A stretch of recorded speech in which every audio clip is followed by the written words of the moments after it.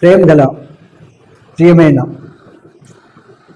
పరిశుద్ధుడమైన సజీవమైన నిజమైన నిత్య జీవము కలిగిన సత్యదేవుడవైన ఆకాశమందును అంతటా అన్ని సమయాల్లో ఉన్న మా పరలోకపు తండ్రి యేసుక్రీస్తు ప్రభువు నామను బట్టి హృదయపూర్వకమైన కృతజ్ఞతాస్తుతి ఆరాధన చెల్లిస్తూ మీ పాదముని చెంతకు వస్తున్నాం. మా తండ్రి, చదువుకునే లేఖన భావం ద్వారా మాతో మాట్లాడండి.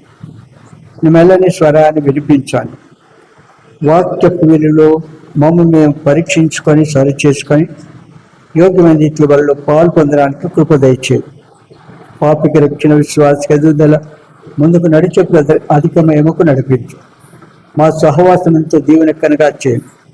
సమయోచిత సారిని నాకు నిచ్చి మీరు అమ్మాయి పొందమని యేసునామమున స్తుతించి ప్రార్థించి వేస్తున్నాము తండ్రి, ఆమేన్. యోబు గ్రంథము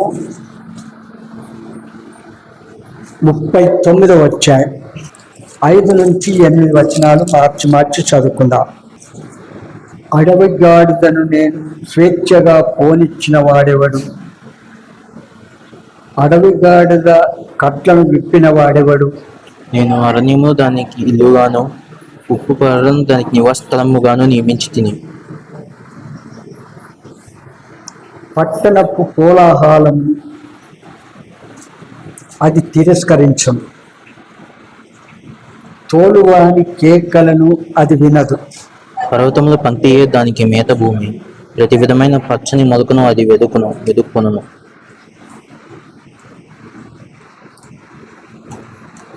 చాలు.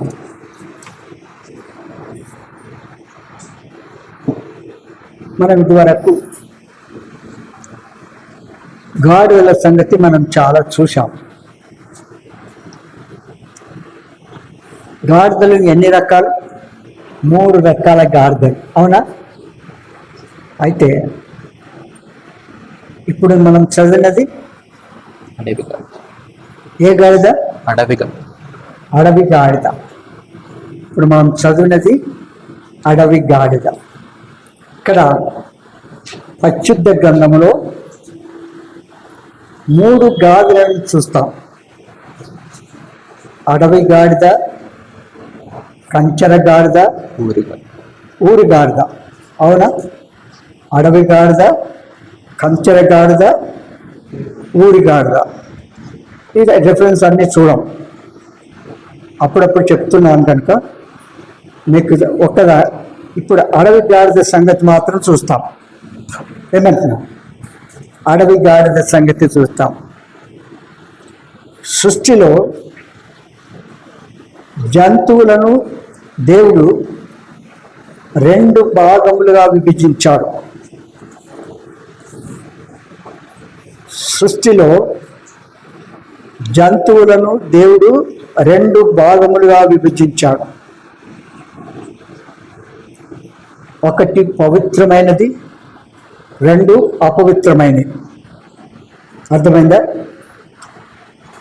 జంతువులలో పవిత్రమైన జంతువులు, అపవిత్రమైన జంతువులు చూస్తున్నాం. అయితే ఏ రకపు గాడిద అయినప్పటికీ ఈ 3 రకాలు చూసామే. ఈ గాడిద ఏ రకమైన గాడిద అయినప్పటికీ అది అపవిత్రమైనది. గాడిద ఎలాంటిది? అపవిత్రమైనది.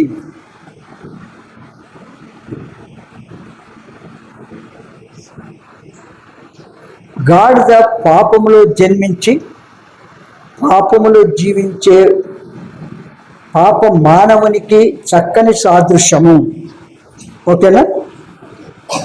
పాపి అయిన మానవునికి సూచన. ఓకేనా? ఈ అడవి గాడిద షార్ట్గా చెప్తాను, సమయం చాలా అయిపోయింది. దీని ఇల్లు అరణ్యము. అడవి గాడిద యొక్క ఇల్లు ఏంటిది? అరణ్యము. 76వ కీర్తన 4వ వచనం. దుష్టమృగం నుండి పర్వతములు దుష్ట మొగలుములు పర్వతముల సౌందర్యము కంటే నీవు అధిక తేజస్సు గలవాడు. నువ్వు అధిక తేజస్సు గలవాడవు. ఏం గలవాడు? నీవు అధిక తేజస్సు గలవాడవు. ఇప్పుడు ఇక్కడ మనం చూస్తాం ఏంటంటే, ఇప్పుడు యోగు 39:5-8 చూసిన రీతిగా దాని ఇల్లు అరణ్యము. అరణ్యం అంటే అరణ్యమునకు అలవాటు పడిన గాడిద. అరణ్యమునకు అలవాటు పడిన గాడిద. ఇక్కడ ఇశ్రాయేలు ప్రజలు భ్రష్టమైన స్థితికి దిగజారిపోయారని దేవుడు చెప్పిన మాటను వారు అంగీకరించలేదు.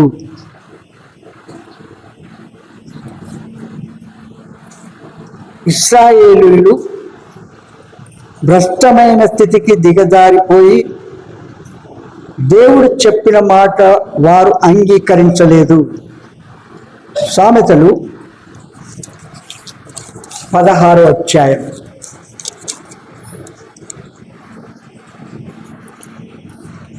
2వ వచనం.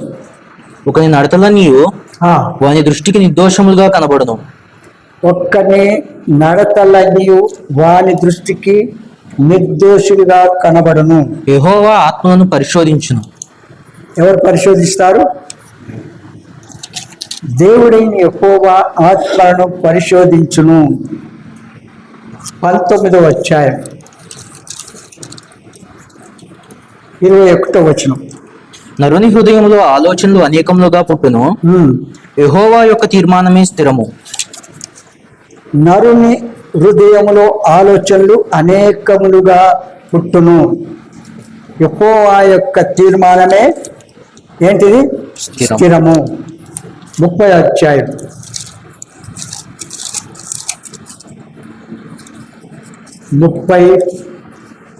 12వ వచనం.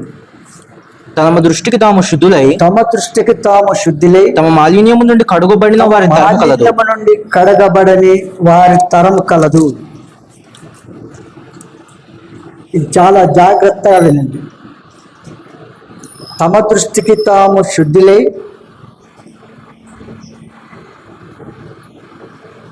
తమ మాలిన్యము నుండి కడగబడని వారి తరము కలదు. ఏమర్థమైంది చెప్పండి చూద్దాం. మన దృష్టికి మనము దోషారోపణ లేని వారంగా మనం అనుకుంటాం. ప్రతి ఒక్కరు కూడా నేను కరెక్ట్, నేను కరెక్ట్, నేను కరెక్ట్ ఏమంటారు?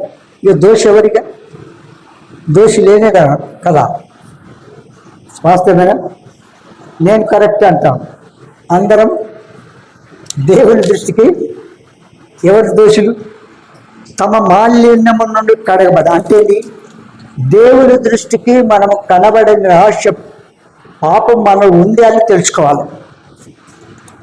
ఎందుకంటే తమ మాలిన్యము నుండి కడగబడని వారి తరము కలదు అంటే వారి దృష్టికి ఆ మాలిన్యమును కనబడకుండా కొనసాగించి ఉంటారు కనుక ఆ మాలిన్యము కడుక్కోకుండా మంచి వ్యక్తిని మంచి విశ్వాసిని, మంచి క్రైస్తవులను, మంచి బోధకులను అనుకుంటూ వెళ్ళి నిత్య శిక్షకు పాత్రము అవుతాం. అందుకే 14వ అధ్యాయం 12. ఒకని ఎదుట సరి అయినదిగా కనబడు మార్గము కలదు. చూడండి, మన దృష్టికి మనమేమనుకుంటాం? సరైన మార్గంలో, చక్కని మార్గంలో నేను చక్కగా నడుచుకుంటున్నాను, మాట్లాడేది సరి అయింది, వాస్తవమైంది, నేను స్ట్రేట్ ఫార్వర్డ్ ఏమంటా. అయితే తుదకు అది మరణముకు త్రోవ తీయును. ఎందుకు వెళ్తుంది అక్కడికి? మరణానికి ఎందుకు మంచిగా ఉన్నప్పుడు మరణానికి ఎందుకు వెళ్తుంది? మరణం నాకు ఎందుకు వెళ్తుంది చెప్పండి చూద్దాం. మంచిగా ఉన్నప్పుడు మరణానికి ఎందుకు వెళ్ళాలా? 16వ అధ్యాయం 25వ వచనం. ఒకని మార్గము వాని దృష్టికి యథార్థముగా కనబడును. ఏమంటుండే? ఒకని మార్గము వాని దృష్టికి యథార్థముగా కనబడను. అయినను ఆయనను తుదకు అది మరణముకు చేరును. ఎందుకు వెళ్తుంది అక్కడ? యథార్థమైన మనుషున్నప్పుడు పరలోకం వెళ్ళాలా? అలాంటప్పుడు మనం ఈ శిక్షకు ఎందుకు పాత్రం అవుతున్నాం చెప్పండి. అంటే ఆ పరిశుద్ధుడైన దేవుని సమీపించినప్పుడు,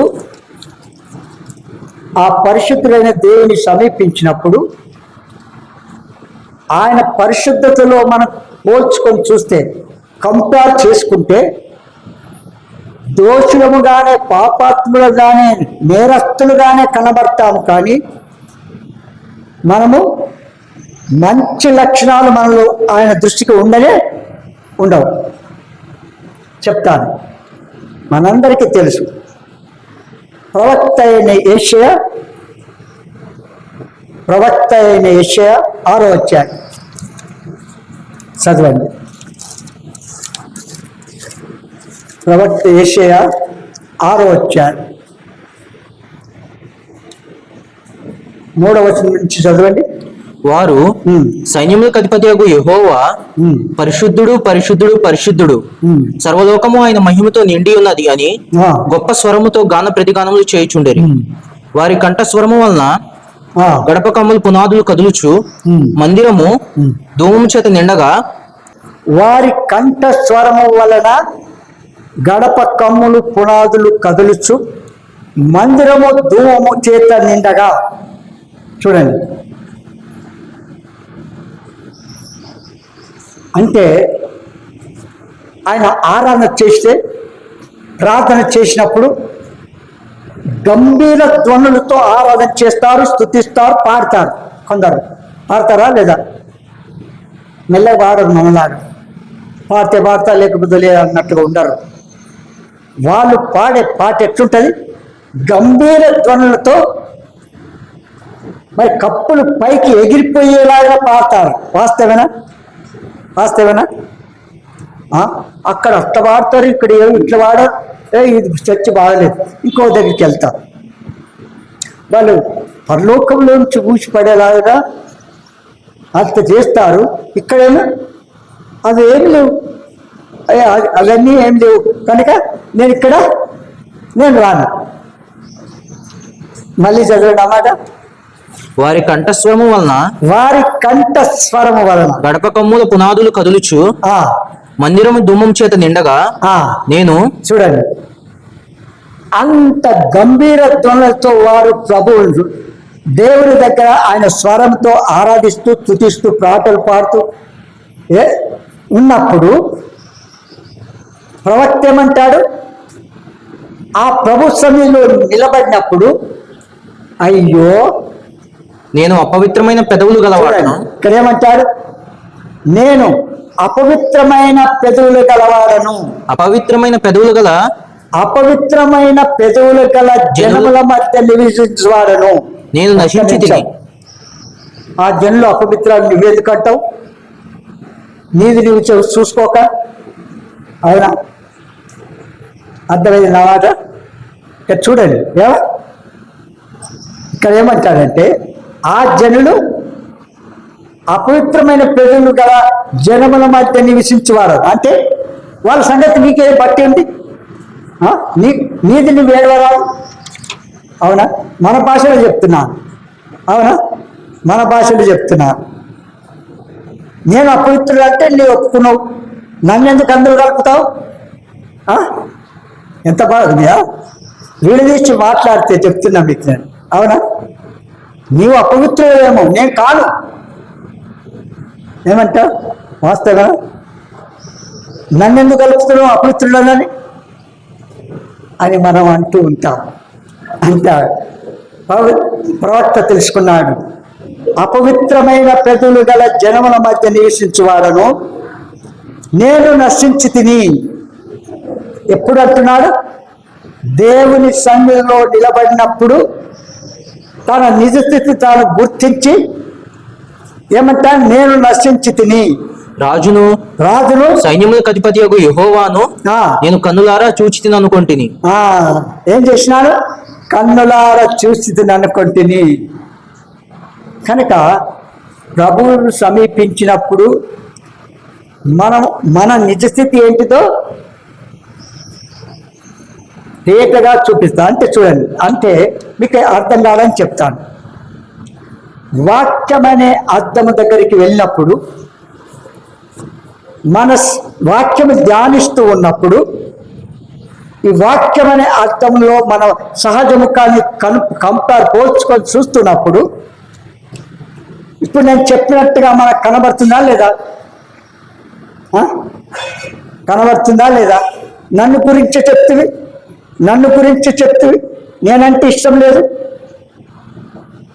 వాక్యంలో ఉన్నది చెప్తున్నా, లేదు ఏదైనా కలుపుతున్నానా? దాన్నేమో విడదీసి చెప్తున్నాను అంతే. ఎందుకు చెప్తున్నాను? ఇక్కడ మనం చూస్తున్నాము, ఇది 16, 14, 12. ఒకరి మెదుట సరియైనదిగా కనబడు మార్గము కలదు, అయితే తుదకది మరణమునకు తీరు. యెషయా గ్రంథం 5:21. తమ దృష్టికి తాము జ్ఞానులమనియు తమ ఎన్నికలో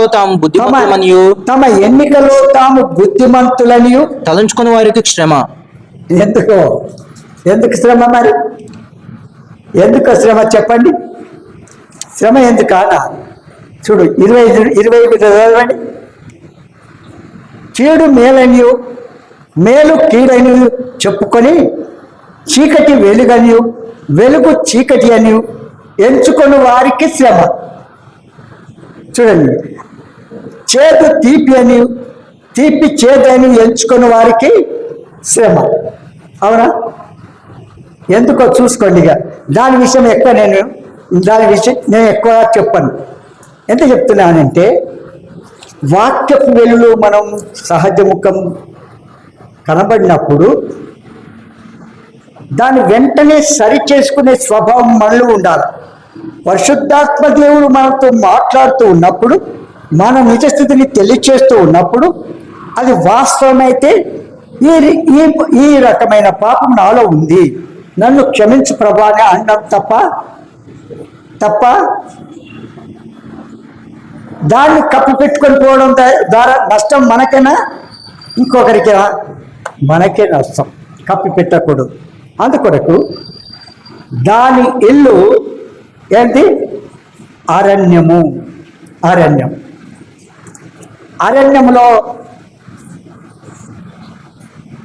ఈ అడవి గాడిద, అరణ్యమునకు అలవాటు పడిన గాడిదవు. ఏంటికి? అరణ్యమునకు అలవాటు పడిన గాడిదవు అంటే మీకు చెప్పినాను, ఇశ్రాయేల్ ప్రజలు భ్రష్టమైన స్థితికి దిగజారిపోయారని దేవుడు చెప్పిన మాటను వారు అంగీకరించలేదు. వాళ్ళైతే అంగీకరించలేదు. మనం ఏం చేయాలి? మనం అవి అంగీకరించాలి. 30వ అధ్యాయం సామెతలు 12వ వచనం. తమ దృష్టికి తాము శుద్ధులై తమ మాలిన్యము నుండి కడగబడిన వారి తరం కలదు. అంటే ఏంది? వారి మాలిన్యము అట్లే ఉంచుకుంటారు. విశ్వాసిని, క్రైస్తవులను, దేవుని బిడ్డను నమ్ముకున్నాను అని చెప్పుకుంటాం. లోపల స్వభావము కడగబడలేదు అని అర్థం. అవునంటారా లేదా? మళ్ళీ నోట్ చేసుకొని ఇంటి దగ్గర మళ్ళీ చదవండి మీరు. 30వ అధ్యాయం 13వ వచనం చదవండి. కన్నులు నెత్తికి వచ్చిన వారి తరం కలదు, వారి కనురెప్పలు ఎంత పైకెత్తబడి ఉన్నవి. కన్నులు నెత్తికెక్కినాయి అంట. చూసావు? ఏం చేసిన? కన్నులు నెత్తికి వచ్చిన వారి తరం గలదంట. కిందికున్న కాళ్ళు నెత్తి మీదకి పోయినాయి కళ్ళు. చూసా? 65 యెషయా గ్రంథం 65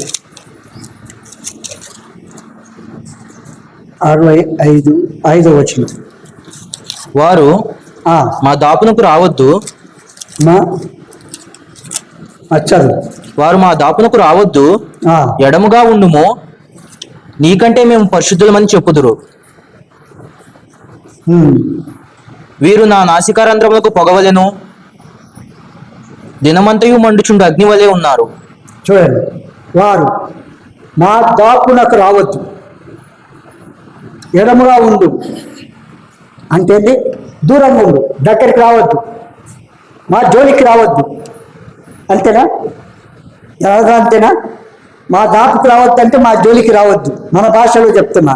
వాస్తవనా? నీకంటే మేము పరిశుద్ధులం. ఎవరు? చూడండి, మన ఒక్క నిమిషం. ఎబ్రోను సహవాసము అంత పవిత్రమైనది ఎక్కడ కూడా లేనే లేదు.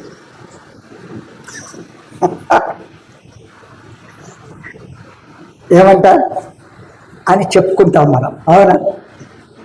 వేరే వాళ్ళు ఏమంటారు? మా అంత పవిత్రమైన లక్షణాలు, గంభీర ధ్వనులతో ఆటలు పాటలు పాడుతూ ప్రభును స్తుతిస్తూ వాయిద్యములు, మేళ వాయిద్యములు వాయించుకుంటూ ఏం చేస్తాం? మనం ప్రభువులో లీనమైపోతాము. మీరే దేవుని ఆత్మ లేదు మీ దగ్గర. ఆత్మ ఉన్నదా? ఆత్మ నింపుదల ఉన్నదా? ఏమక్క ఉన్నది ఆత్మ నింపుదల ఇక్కడ?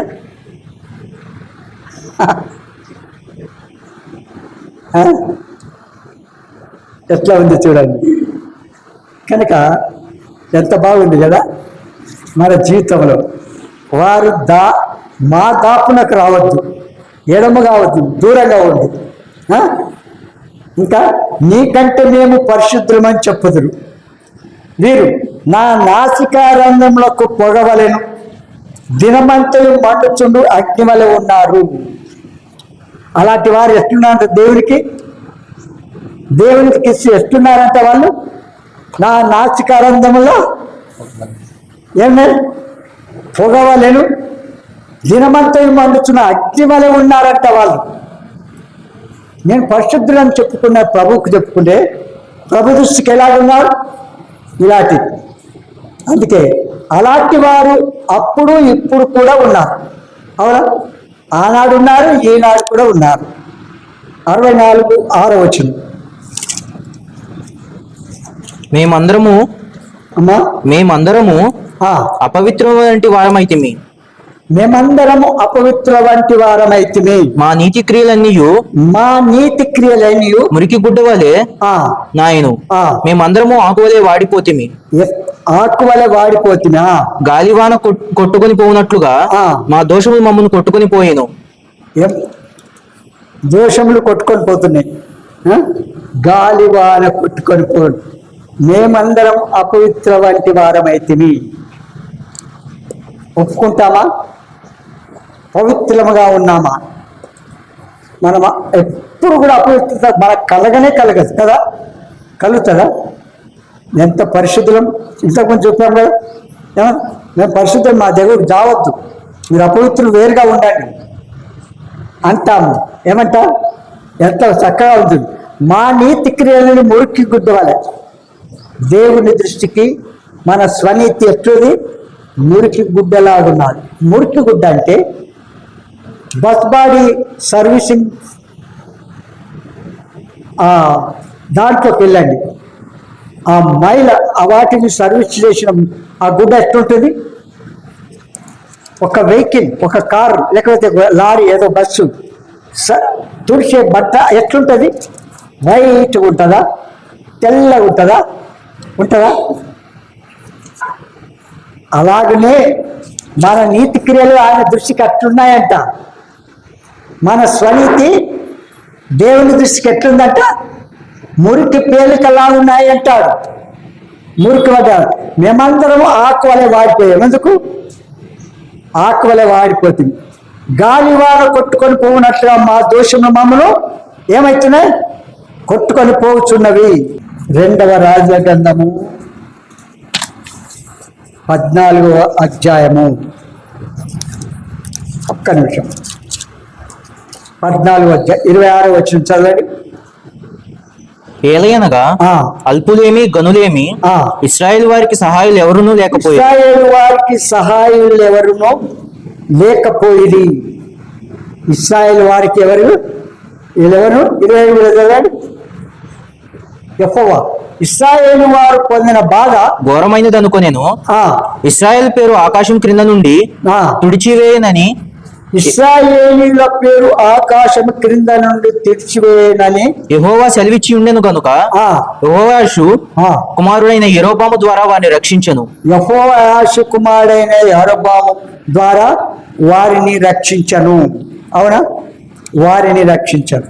ఈ విధంగా చెప్పాలంటే చాలా సంగతులు అట్లా వెళ్ళిపోతాయి. ఈ గాడిద ఏంటి? అరణ్యమునకు అలవాటు పడిన గాడిద.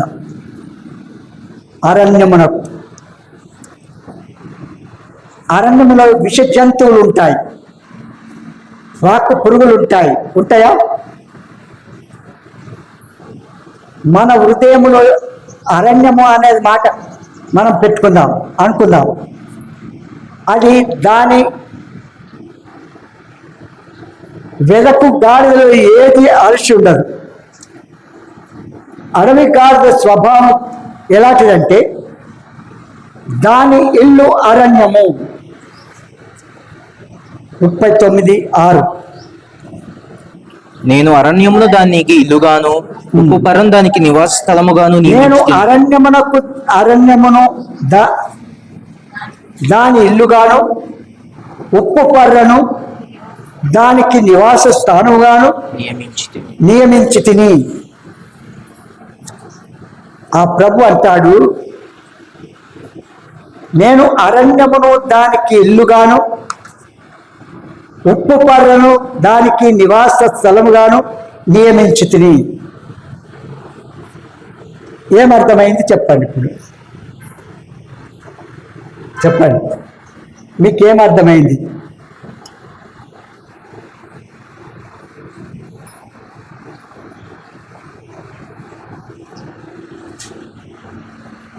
అరణ్యంలో ఏముంటాయి? విష జంతువులు.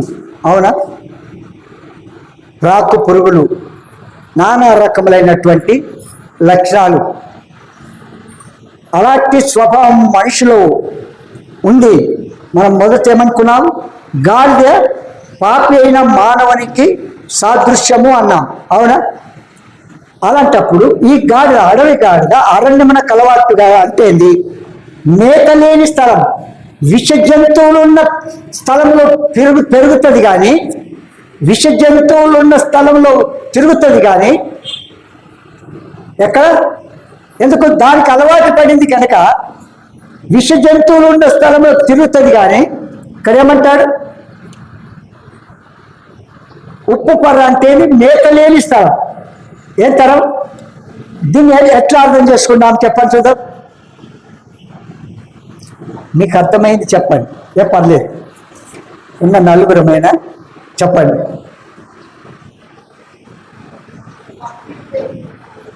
గట్టి చెప్పండి. వాక్యము లేని నిజమైన సజీవమైన నిజమైన నిత్యజీవం కలిగిన పరలోకానికి నడిపించే వాక్యము అక్కడ కనబడనే, అక్కడ సువార్తనే భూ సంబంధమైన ఆశీర్వాదముల కొరకు ఎట్లా మైకు పగిలిపోయినట్టుగా చెప్తాం. అవునా, చెప్తామా? ఎంత గట్టిగా అంటే అంత. అక్కడ అరణ్యములో ఏ రకంగా ఉంటుందో ఆ స్థితిలో ఉన్నటువంటి మన కదలికలు, మనం వెళ్ళిపోయే జీవితము, ప్రవర్తించే జీవితము, మరి ఆ సహవాసన అలా ఉంటుంది కనుక ఏం చేయాలి? దానికి నివాస స్థానము నియమించి తిని. దేవుడే అట్లా చేసినాడట. దేవుడే ఏం చేసినాడు? మేత లేని స్థలము. మెఫీబోషెతు ఎవరు? మెఫీబోషెతు ఎక్కడున్నాడు?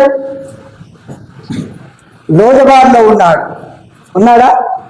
లోదబార్లో ఉన్న మెఫీబోషెతు అంటే మేత లేని స్థలంలో ఉన్నాడు.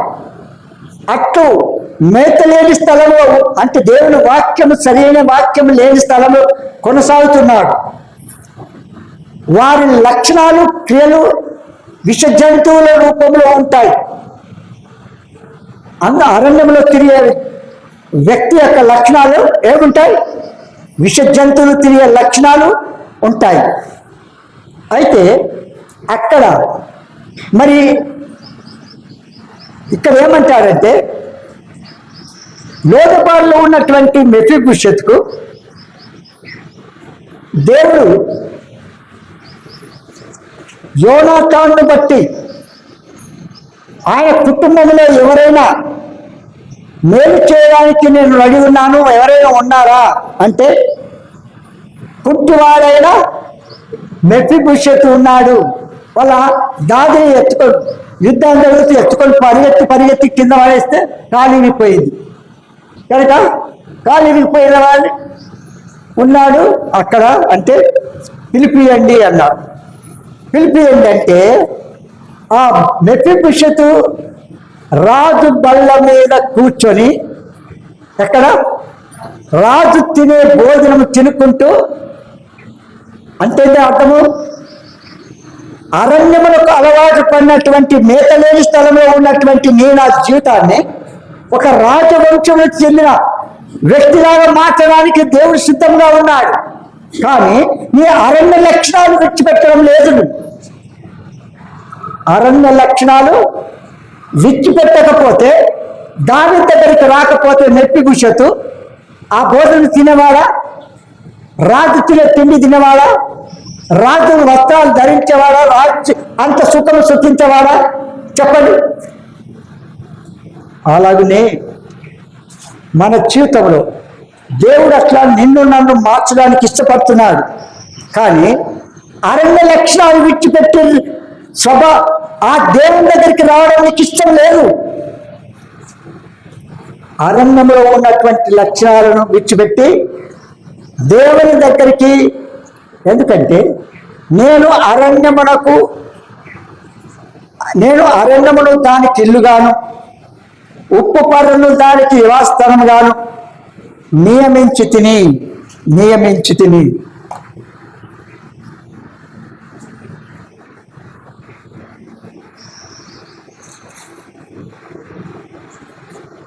ఆదికాండం 16వ అధ్యాయం. ఆదికాండము 16వ అధ్యాయం 11, 12. మరియు యెహోవా దూత, ఇదిగో యెహోవా నీ మొర వినెను, నీవు గర్భవతివై ఉన్నావు. యెహోవా నీ మొర వినెను, నీవు గర్భవతివై ఉన్నావు, నీవు కుమారుని కని అతనికి ఇష్మాయేలు అని పేరు పెట్టుదు.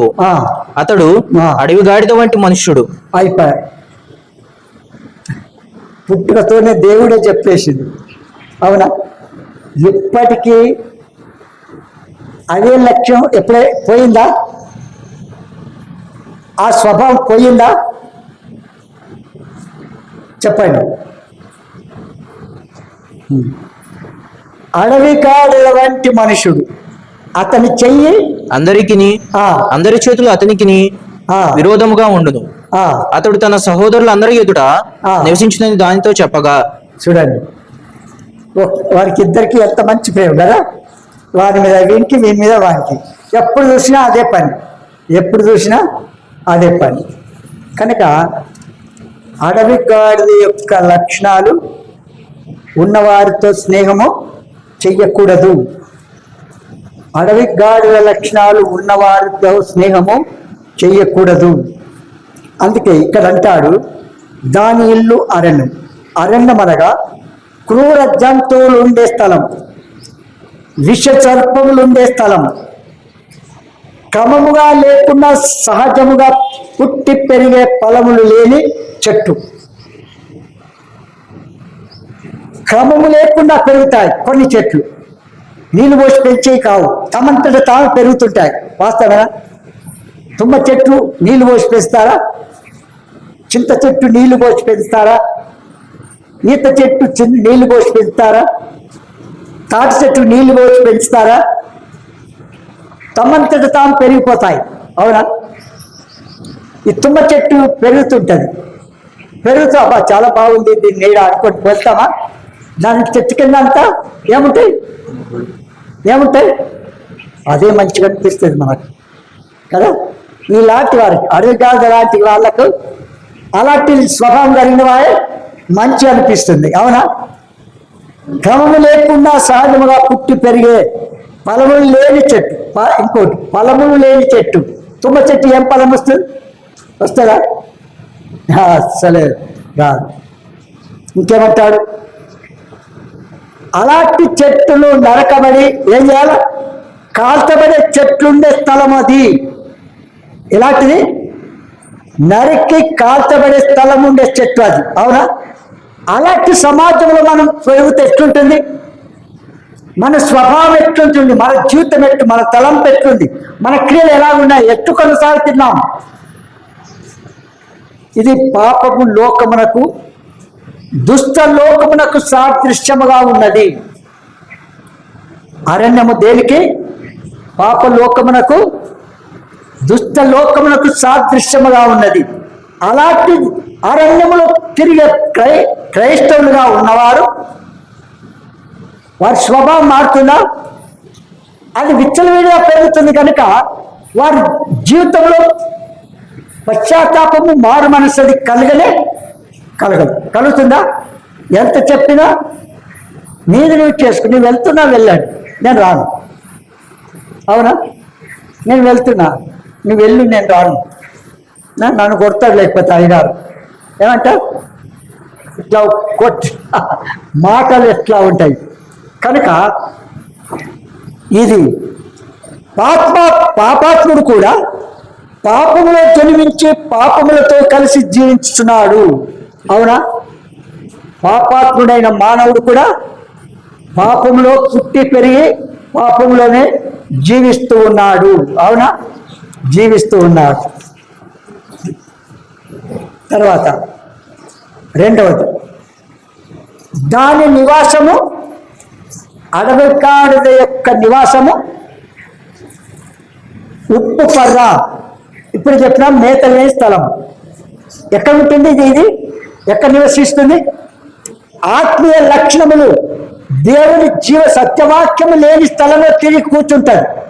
దానికి ఇష్టమైనది అంతే. మనం ఎంత చెప్పినా నేను రైట్ అంటే పో, ఎవరొద్దన్నారు? వద్దన్నామా? నేను పట్టుకునే వాళ్ళు ఎవరు కూడా ఉండరు. అనగా చవిటి పర్ర అంటే మేత లేని స్థలము. దేవుని నమ్మని మనిషి దేవుని వాక్యమనే మేత లేని స్థలంలో నివసించును. వాస్తవమేనా? ఇప్పుడు చెప్పండి, ఇక్కడ దేవుని నమ్మని మనిషి దేవుని వాక్యమనే మేత లేని స్థలంలో నివసించును. వాస్తవమేనా? మేత కలిగిన స్థలము దేవుని సంఘం. అవునా? సత్యవాక్యము వాస్తవమైన రీతిగా ఉన్నట్టుగా చెప్పి నిన్ను సిద్ధపరిచి పరలోకము రీచ్ అయ్యేంత వరకు నేను వెంబడించే సంఘము స్వరక్తం ఇచ్చి కొన్న సంఘం. అవునా? అక్కడ ఉంటామా? ఎక్కడంటే అక్కడ వెళ్తామా?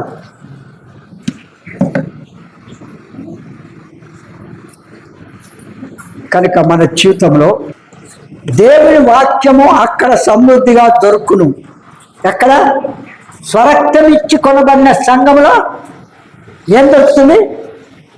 దేవుని వాక్యము సమృద్ధిగా దొరుకుతుంది. అవిశ్వాసి విశ్వాసుల సహవాసంలోనికి రాలేడు. కొత్తగా ఒక అవిశ్వాసి, మారు మనసు పొందని విశ్వాసి, మరి క్రైస్తవులు అనిపించుకున్న వ్యక్తి, ప్రభుని నమ్ముకున్నామని చెప్పుకునే వ్యక్తి విశ్వాసుల సహవాసానికి వచ్చి కూర్చోగలుగుతాడా? చెప్పండి, కూర్చోగలుగుతాడా? ఎందుకు చెప్పండి? ఒక మాట మీకు గుర్తు వస్తుంది. చెప్పు, ఈ మాట అప్పుడప్పుడు తెలిసి చెప్తాను సార్ మీకు. నేను యోహాను సువార్త 3వ అధ్యాయం 16 నుంచి చదవండి. దేవుడు లోకంని ఎంతో ప్రేమించెను, కాగా ఆయన తన అద్వితీయ కుమారునిగా పుట్టిన వాని యందు విశ్వాసముంచు ప్రతివాడును నశింపక నిత్య జీవం పొందినట్లు ఆయనను అనుగ్రహించెను. లోకము తన కుమారుని ద్వారా రక్షణ పొందుటకే గాని లోకమునకు తీర్పు తీర్చుటకు దేవుడు ఆయన లోకమునకు పంపలేదు. ఆయన యందు విశ్వాసముంచు వానికి తీర్పు తీర్చబడదు.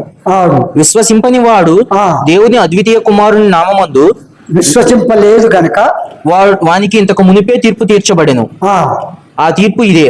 ఆ, వెలుగు లోకంలోనికి వచ్చును గాని ఆ. తమ క్రియలు చెడ్డవైనందున వెలుగు లోకములోనికి వచ్చను కానీ తమ క్రియలు తమ చెడ్డవైనందున క్రియలు చెడ్డవైనందున మనుషులు మనుషుడు వెలుగును ప్రేమింపక వెలుగును ప్రేమింపక చీకటినే ప్రేమించిరి. చీకటినే ప్రేమించిరి. ఏం చేసినారు? వెలుగైన ప్రభువును ప్రేమించక, పరిశుద్ధుల సహవాసాన్ని ప్రేమించక, చీకటి లక్షణాలు కలిగిన, అరణ్య లక్షణాలు కలిగిన సహవాసాన్ని పరిగెత్తుకుంటూ వెళ్తారు. అలాంటప్పుడు మనం ఏమి చెయ్యలేము. రమ్మని ప్రభు పార్టీ రమ్మని చెప్తాము, లోబడకపోతే ఎవరికి ఫలితం వారికి. ఇప్పుడు మనం పాట పాడినాం, ఇదిగో నేను వచ్చుచున్నాను, త్వరగా వచ్చుచున్నాను, ఎవని క్రియల ఫలితము వానే కియవచ్చుచున్నాను, ఇదిగో నేను వచ్చుచున్నాను, త్వరగా వచ్చుచున్నాను. చూసావా? అవునా? ఎవరి క్రియల ఫలితం వారికి ఇస్తాడు. విస్తారంగా విన్నప్పటికీ స్వభావం మారకపోతే మనమే ఏమి చెయ్యలేము. ఇంకా విశ్వాసులతో సహవాసంలోనికి రాలేడు. కబ్బులకు, సినిమాలకు, బావులకు వెళ్తాడు కానీ, డ్రామాలకు, నాటకాలకు వెళ్తాడు కానీ, అక్కడ మేత దొరుకుతుందా? జీవవాక్యం ఉంటుందా? పరిశుద్ధ సహవాసం ఉంటుందా? సినిమా హాల్లో ఎవరుంటారు? పరిశుద్ధుల దుష్టుల ఆలోచన చొప్పున నడవక అన్నాడు. సినిమా హాల్లో ఎవరు? పాపాత్ములు. అంటే అక్కడ ఆ బొమ్మలు ఆడుతూ ఉంటే వీటిని కొడతారు అంటారు, మరి ఇంకా యాక్షన్ చేస్తుంటారు కదా. ఇవన్నీ ఉంటాయి. పరిశుద్ధులు ఉంటారు అక్కడ, పరిశుద్ధులు ఉండేవారు అక్కడ కాదు. కనుక బార్లకు వెళ్తారు, అక్కడ మేత దొరకదు. మెఫీబోషెతు కూడా లోదెబారులో నివసించను. మనం అదే చూడం. ఇప్పుడు లోదెబారు అనగా మీకేం చెప్పినా మేత లేని స్థలము. పిమ్మట అతడు దావీదు భోజన బల్ల యొద్దకు చేర్చబడను. ఎప్పుడు? అది దేవుడి కృపను బట్టి. రాజభోజనం యొక్క తినాలని ఉంటే పరిశుద్ధులతో సహవాసం చెయ్యాల. ఆయన స్వరక్తమిచ్చి కొనబడిన వారితో సహవాసం చేయాల. దుష్ట సాంగత్యము మంచి నడవని చెబుతుంది కనుక ఏం చేయకూడదు? విశ్వాసకి అవిశ్వాసకి పొత్తు ఉంటుందా? వెలుగుకు చీకటికి సంబంధం ఉందా? కనుక మన జీవితంలో మనం ఎలా ఉంటున్నాం? తర్వాత ఇంకొక పాయింట్ చెప్పి క్లోజ్ చేస్తాను.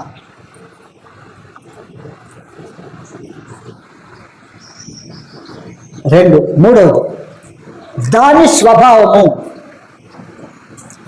ఈ అడవి గాడిద యొక్క స్వభావము చూడండి.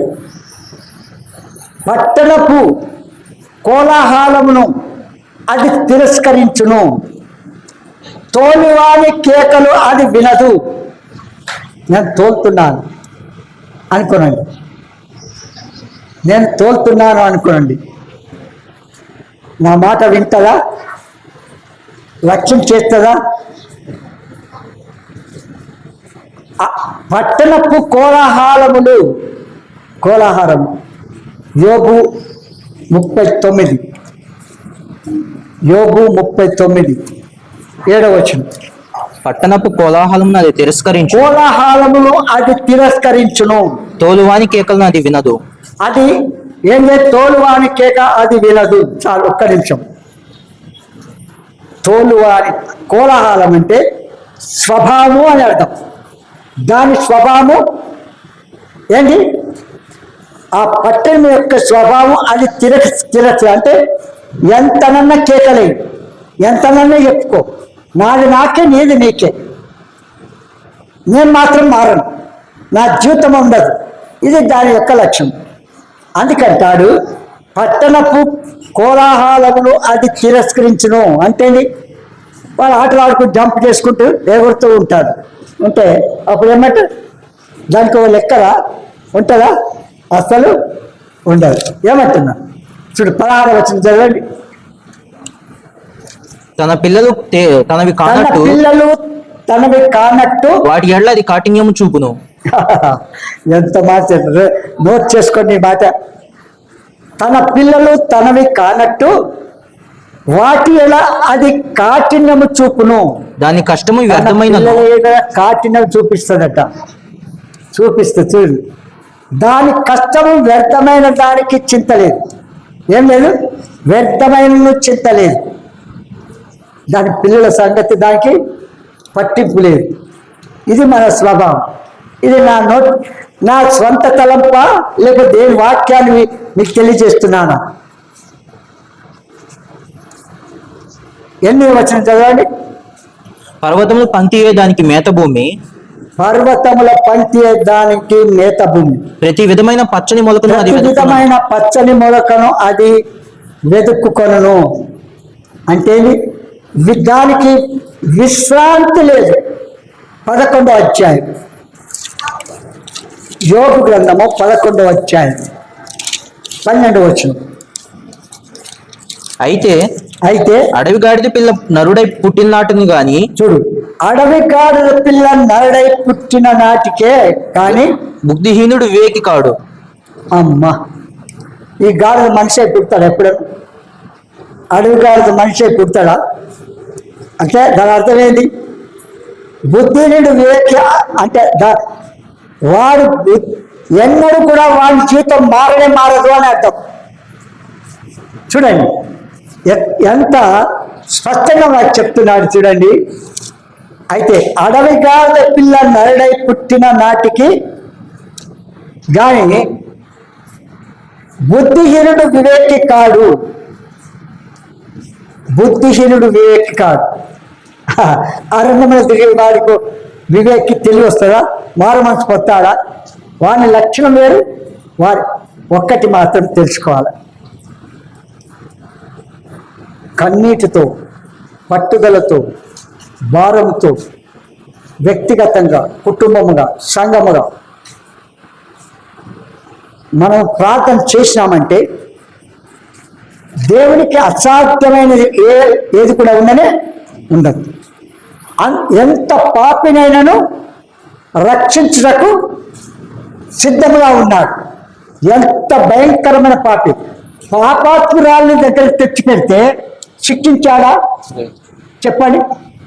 పరిసయ్యులు, శాస్త్రులు, ధర్మశాస్త్రోపదేశకుడు వ్యభిచారంతో పట్టబడిన స్త్రీని తీసుకొచ్చి ముంగట పెట్టాడు ప్రభు దగ్గర. మోషే ధర్మశాస్త్ర ప్రకారంలో ఈమెను రాళ్లతో కొట్టి చంపాలని ఉంది, నువ్వేం చెప్తావని అడుగుతున్నారు. నువ్వేం చెప్తావని అయితే అన్నాడు ప్రభు రాసుకుంటూ, మీలో పాపము లేని వాడెవడా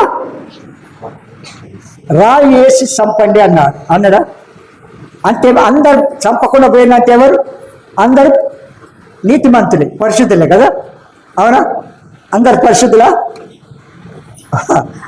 కనుక దిద్దుబాటుని అసహించుకోకూడదు, సరిచేసుకోవడం ముఖ్యం. కనుక అది తిరస్కరించును. తోలువాని కేక అది వినదు. అంటేది ఎంతనన్నా బోధ చేసుకో, ఎంతనన్నా చెప్పుకో, నాది నాకే, నీది నీకే. అది దాని క్రమము. అది ప్రార్థన చేసుకుంటాం. ప్రియతండి, యేసునామమున మరొకసారి మీ పాదముని చెంతకు వస్తున్నాం. ప్రభువా, మా ముందుకు తీసుకొచ్చిన లేఖన భాగములన్నింటిని బట్టి మీకు వందనాలు. మానవ అద్దుబాట్ల వ్యక్తపడిన వాక్యానికి పరిశుద్ధాత్మ కార్యము ప్రతి ఒక్క లోతుగా జరిగించి పాపికి రక్షణ, విశ్వాసకి ఎదుగుదల, ముందుకు నడిచే ప్రజలకు అధికమయముకు నడిపించు. యేసునామమున స్తుతించి ప్రార్థించుచున్నాం తండ్రి. ఆమేన్.